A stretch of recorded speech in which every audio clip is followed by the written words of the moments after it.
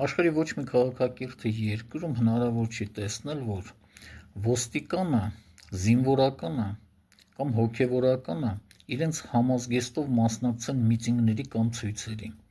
Շատ երկրներում պարզապես արգելված է, նույնիսկ եթե արգելված էլ չլինել տրամաբանորեն չպետք է մասնակցեին այդ մարդիկ ցույցերին և միտինգներին։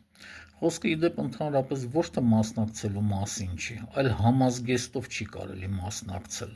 քանի որ նրանք ներկայացնում են ամբողջ հասարակությունը և մասնակցելով ցույցերի, միտինգների, կանգնում են հասարակության որևէ մի կողմում։ Կարելի է մտածել, որ սա ինչ-որ նոր բան է, ասենք վերջերս հոգևորականները մասնակցում էին, բայց հարցը դա չի։ 1988 թվականից սկսած մինչև 2025 թվականը Հայաստանի ցույցերին, միտինգներին մասնակցել են և միլիցիոներներ, անցյալում այդպես էր կոչվում, և զինվորականներ և հոգևորականներ։